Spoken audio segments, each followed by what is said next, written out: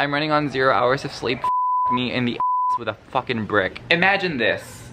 In the or in the I'm talking right up there. Are we good? Okay. Hey everyone, let me just adjust myself. Alright, so you're about to view a vlog, and this vlog is without a doubt the messiest vlog I've ever made. I haven't even fixed my hair. Spoiler alert, I filmed this entire vlog on 0 hours of sleep. Yes, 2 nights ago, insomnia was like, hey, ding dong, hello. Here I am. And I was like, why? But when I had given up and surrendered to insomnia, I checked my phone, and my good friend Gabby from Gabby Reads had messaged me saying that she started reading this book that we had agreed to buddy read together called Ice Planet Barbarians, this book, okay? And I was like, you know what? Let's do something crazy. Let's do something spontaneous. Let's do something that will likely get no views or engagement. Oh my gosh. Hi, thank you. Thank you for being here. And let's vlog the reading experience with spoilers. So yeah, this isn't a themed vlog. This is a live commentary to the events that occur in the book. Now, let me just get one thing straight. Okay, so before you bash me for being incoherent, I'm not saying that this was a coherent live commentary. So this is a spoiler vlog of me talking about what I felt as I was reading Ice Planet Barbarians on 0 hours of sleep, okay? I just realized like literally none of my books are showing. Okay, hi, I am a booktuber. This is my evidence of literary consumption. Ignore that one Dan Brown book, it's not mine. I just needed something to fill in the space, okay? Anyway, enjoy.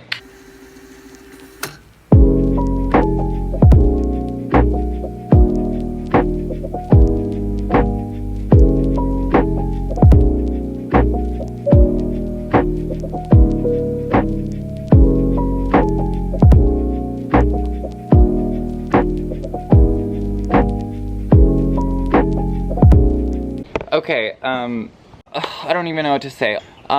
My friend Gabby from Gabby Reads posted about this book in a recent haul, I think, and I was like, I took one look at the title and I was like, I need to read this. So I messaged her saying, would you like to buddy read Ice Planet Barbarians? She was like, hell yeah, I can start tomorrow. So I went on to the store, on the ebook store, and purchased Ice Planet Barbarians by Ruby Dixon. Look at that, we're getting some, ooh, I don't even know what to expect with this. What is this cover? What is happening right here? Oh my goodness. It is a blue guy and a woman looking pretty freaky deaky if you ask me. I am about to start right now. Insomnia hit me real good, so it is way earlier than I am normally awake, but I'm gonna try to power through this book, okay? I'm gonna straight up just spoil the whole fucking thing. So if you don't want to be spoiled for Ice Planet Barbarians, look, relax, okay? It's a short book and be with me. I'm gonna read. Fuck sleep.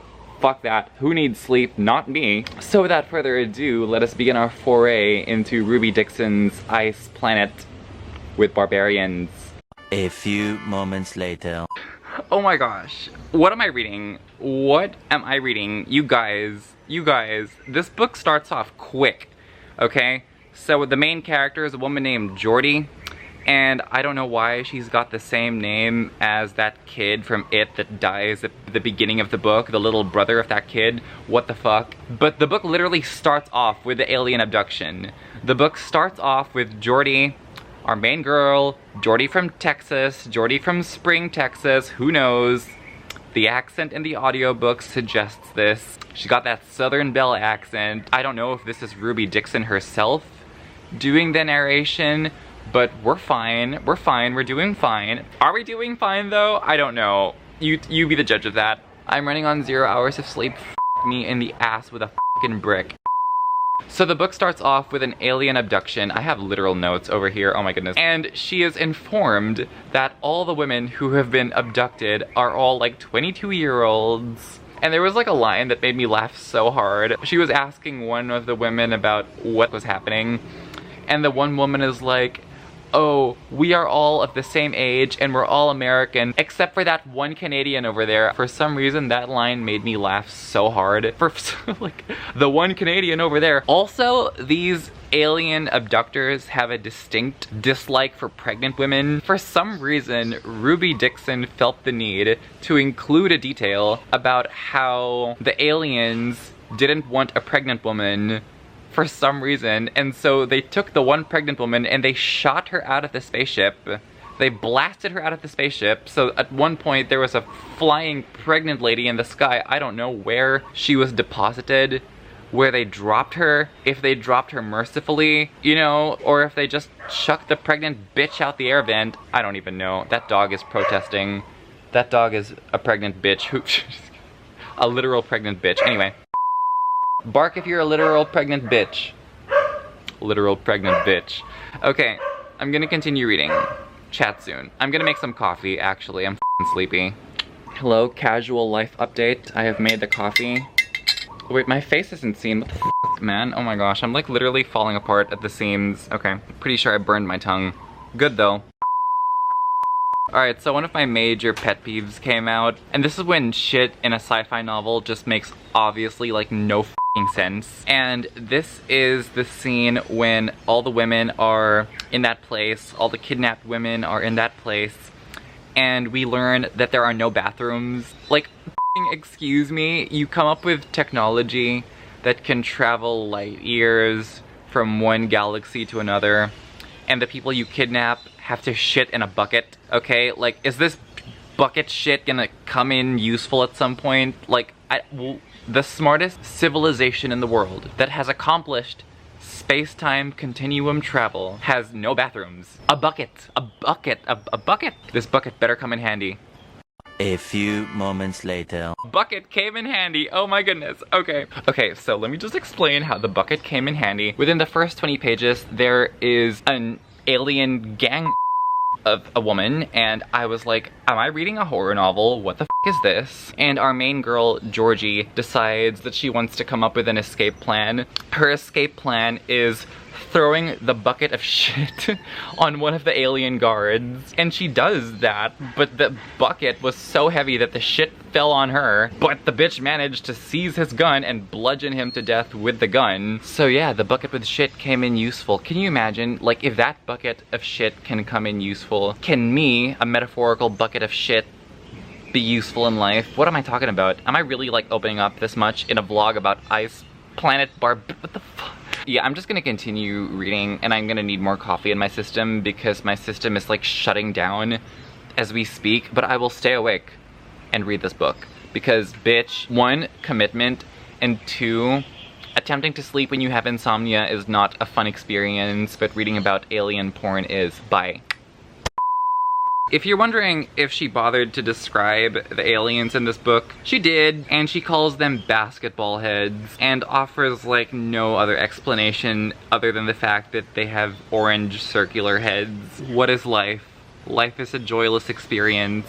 I need more coffee if I'm gonna get through this, but we will get through this together as one. Later that day. Oh my gosh, you guys, I've been reading for about an hour, and I am conflicted. This book is actually making me feel conflicted about certain things. Is this a piece of shit, or is this f***ing genius? Update on the plot. So basically, after she kills the guard by bludgeoning him on the head, all the women get dropped on this ice planet, and she is proclaimed to be the leader by the women. They vote her as the leader. So she goes exploring the planet on her own, and she gets trapped. She gets hung upside down on this like alien trap and found by this like blue alien guy with horns. And we cut to the guy's POV, and from his point of view, he describes her clothes, and he describes it as, and this is a direct quote from this book, he goes, "She is wearing some sort of clothing that stinks of old bitter memories." Bitch, what the f***? He keeps talking about this thing called his cooey. K-H-U-I, is that a real word? What the hell's a cooey? Okay, you know what? I'm gonna have to keep reading to find out what a cooey is, okay? A few moments later. Oh my gosh, like what the f is happening? Literally, the next page he starts, like, she's knocked out from the trap and he starts eating out her. And then we cut to her point of view and she wakes up and she realizes that she loves what's happening so much that she in his mouth. In ecstasy. In a state of bliss. Ruby, what is going on? You are exposing yourself and your fantasies a bit too much, but I'm kind of living for it. Oh my goodness. I see why this book has so many sequels. I'm not mad. I'm not mad so far. Okay, I mean, the woman, Georgie, said it herself. If she gets lucky, a guy goes down on her. But this guy, straight up, she is unshowered. She is out of a blackout. She's got blackout, okay? And he is not only eating her out, but he likes it. You know, no shower, been on a spaceship for who knows how long. Probably really nasty, stanky showgirl panties down there. And he is sipping that shit up like it's maple syrup. I don't know what I'm talking about. A guy that'll go down on you despite your situation down there is a guy that doesn't exist, which is why we are reading about blue alien men right now, because only aliens have that enthusiasm. Yes. 2 seconds later. I spent 2 minutes talking about cunnilingus and it turned out that my dad was just there watching me the whole time, waiting for me to finish to ask me a question. So that's how my morning is going. Life is truly a joyless experience, which is why alien porn, okay? Okay, so like she wakes up and then she goes, she goes, what are you gonna do with me? And the book says, she asks softly, and I'm like, this timid level of emotion does not match the situation right now. Like if you wake up to see an alien eating your I would be like, bitch, what the fuck? I wouldn't be like, what are you gonna do with me right now? I would be, I would throw fists, I would fight, but then I'd maybe like it. I don't know. I mean, I don't understand how one would react to this. I don't know. Maybe her reaction is like the reaction you're supposed to have. Comment down below how you would react if an alien was, direct quote from the book, eating your like a champ. 2,000 years later. This scene is still going on. Okay, this scene is still going on. They're talking about folds. They are talking about folds. This scene is still going on, you guys. Like, bitch. He did it. He did it. He referred to her as his mate. This is a Sarah J. Maas book. This is a Sarah J. Maas adjacent book. Thank you very much. Okay, so then they start to have their Tarzan and Jane moment. Like, I don't speak your language, but tell me your name. The naming and the introductions happening after she in his mouth is a thing. Very feminist, I don't know. Is Ruby Dixon making a feminist statement with this book? What do you guys think? Open question. Let me know. Comment down below. These two birds are fucking, I swear. Like, I don't even know what this sound is. Okay, goodbye. Okay, f it. This video is getting demonetized. There was a very meticulous description of this alien's in this f***ing book. And it is so disgustingly described. And so I was like, this author's got some freaky f***ing tastes. So I stalked Ruby Dixon's Instagram and saw that Ruby had posted a picture of an alien dildo. Look at that. Oh my goodness. This is, I'm not kidding, this is exactly how it was described in the book. I sent Gabby this picture and she was freaking out. She said it was scary. Demonetize me. I don't care, but this image just had to be in this vlog, okay? Would you ever want one of these? Okay, so I've spent the past minute looking at that alien dildo and reflecting on how painful it looked, and it struck me that this is a feminist commentary, okay? What Ruby Dixon is trying to say, in my opinion, allegedly, in my opinion, just saying, not saying anything definitive, just putting my thoughts out there for the public to consume. What I think Ruby Dixon is trying to say is that men, the state of men on Earth is so disgusting and so bad and so gross. It's a commentary on how men on Earth have gotten so bad that we are now willing to f painful, sharp alien dicks, okay? That's the commentary. That is the reflection that I have gathered from this work, from this incredible book. It's profound feminism. It is a reversal of expectations, an upending of conventions, a grand statement on what it means to be a woman on this planet and have to deal with fucking shitty men and what one would rather do than deal with fucking shitty men. Bam, grad school analysis. I didn't go to grad school, but that was my fucking dissertation just right there. The feminine mystique of ice planet barbarians. Back to the book. Okay, hi, do you hear that fire truck right there? That noise is a symbolism for the state of emergency that is my life right now. Sleep deprivation, 10 out of 10, don't recommend. I was on Instagram and I was scrolling through and liking photos, you know how like when you just scroll through and like photos, and I only realized afterward, after liking, hello, focus on me, man, I'm trying to tell you about my life. Anyway, I only realized after liking a sufficient amount of photos that I was on one person's page the entire time. Apparently, I don't know, I might have clicked someone's profile, fallen asleep, forgotten it, and spam liked them, a very unsolicited spam like.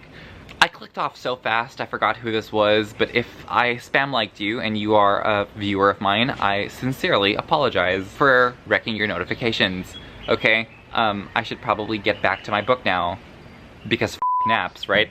Okay, I am so fucking disturbed. He just saved her from a bunch of like alien animals that tried to like fucking rip her apart, and now they're in a cave together hiding out from the snow, and they're about to fuck, clearly, and they are engaging in foreplay, and he purrs. He purrs. The word purr comes out. P-U-R-R-R-R-R-R, purr. The thing that cats do. So like here I am trying to envision this story, and now I hear this big hunky 7-foot alien blue guy with tusks and horns making cat noises. Making little kitty cat noises while she's feeling him up. I'm gonna need therapy.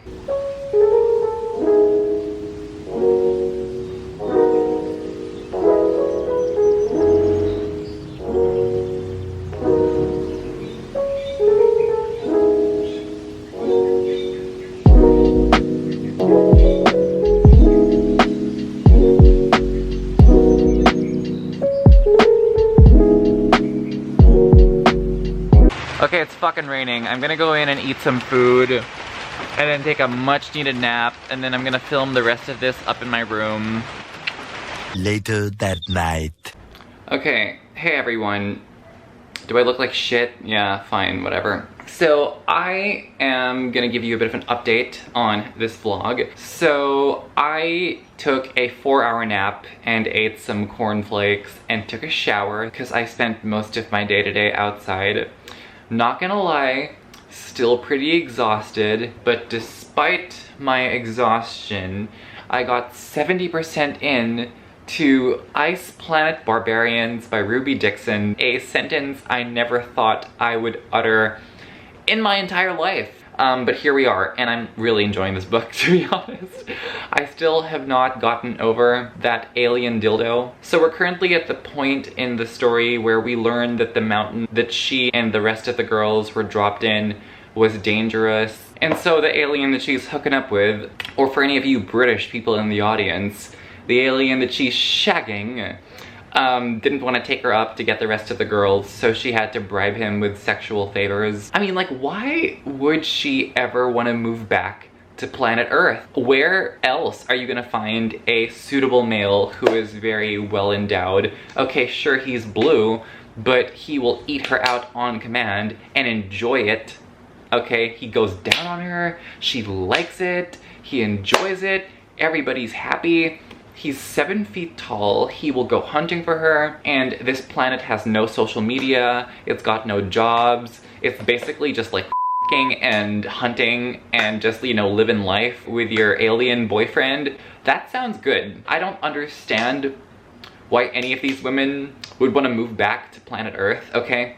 So anyway, she uses her sexual favors and drives his face into her while grabbing his horns, and she like 50 times. And then he finally agrees to take her to her desired destination. And she meets up with the rest of the women, and the interactions these women have with him are just so funny and so priceless. And for some reason, whenever we read from his point of view, he is like obsessed with getting her pregnant. Like, he is like, my mate, I will impregnate my mate. Mate this, mate that. It's like literally, his chapters are so repetitive. Take a shot whenever he mentions his queen and mentions that he wants to get this bitch pregnant, because it's just like over and over again, and it's like, wow. I think his name is Vectal. Vectal. If he actually gets her pregnant and she's got like a little blue baby with antlers in her stomach, good luck to her vag. She's not gonna get stretched. She's gonna get fucking ripped with those antlers, just saying. Why I am thinking about this, I don't know, but this book is, yeah. So I'm currently at the point in the story where Georgie and Vectal find this spaceship, and we learn that Vectal's tribe, the blue alien guy that she's with, he and his tribe had apparently crashed there on his spaceship, and that the Kui thing is not... The whole time I thought he was talking about his dick, okay? I thought that the Kui was like his penis or something. I don't know. Apparently the Kui thing is this parasite that lodges itself inside you and helps you breathe the poisonous air on the planet, because without that parasite, you die if you breathe that air in for like 8 days. It sounds like a plot device that she threw in last minute because of all the innuendo ways she was describing this Kui thing. I'm gonna try to finish this book now. I am determined to finish this book today because I don't want to take this into the following day with me, and because I need to know what happens. Like, I am dramatically obsessed. So I'm gonna try to do that now. Maybe watch a bit of Netflix to calm down the mind and not be so and then I'll get back into it. Okay, chat soon. The next day. As you can see, at night, by the time nighttime had come, I was already completely drained, completely out of energy. I just was not there anymore. I was delirious, I was cross-eyed. I had read an entire book in a day. Yes, I took a nap, but regardless, I was just like, I didn't have the energy to physically explain. So I am gonna explain to you what happens at the end of this book and give you my overall commentary, okay? And I have notes. So basically, this book ends with him, with the alien, I forgot his name already. I think it's Vectal. Okay, so Vectal and Georgie. At this point, they can understand each other because the alien spaceship that Georgie was in gave her the ability to understand Vectal, yet somehow he can understand her now. I'm not too sure how that works. So they come up with this rescue mission. Basically, they're gonna save the women on Georgie's ship, and then they're gonna kill this giant creature that has a lot of Kui parasites in it, because basically the longer you stay on this planet without putting the Kui parasite in you, the more the air in the atmosphere kills you, and you need that parasite in order to filter out the air. So before they save the girls, Vectal and Georgie of course, and she him, and he describes her as wet folds. Honestly, it sounds pretty fucking gross. So I don't know if like wet folds is like something that is enticing. People in the chat, audience members of mine, friends of mine, do you enjoy the term wet folds? Does that do anything for you? Does it bring you joy? Okay, could you just like comment that down below? Could you have that conversation with me? Could you explain to me the appeal of wet folds to you? Because it sure as hell did not sound lovely when I was reading it, okay? But that's just me, and I am a bitch. Literally this whole time, the women in the shipwreck are dying, and the whole book is basically Georgie and Vectal like getting it on, you know, like going to Pound Town. And you know how yesterday I was like telling you about how fun it sounds to live on this planet? You're gonna get a good f***ing, you know, every single day. They're gonna go down on you. They're gonna like it. They're gonna make it their life's mission to hunt for your food and please you.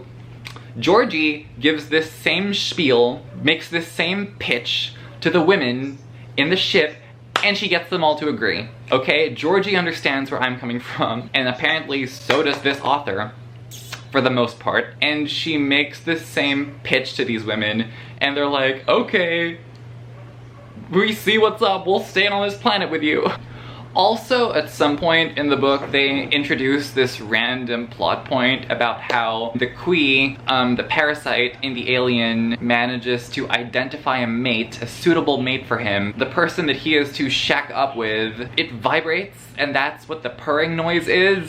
Okay, and then we also learn one more thing about the Kui, okay? At some point, there's this plot point about how the Kui has this thing called resonance that enhances the pleasure you get from your mate. So this book literally ends, and I'm gonna try to find the quote. This book literally ends with her licking droplets out of him, out of his shaft. And I'm trying to like speak in like hushed voices because like there are people in the room next to me, but droplet licking is the conclusion of this book.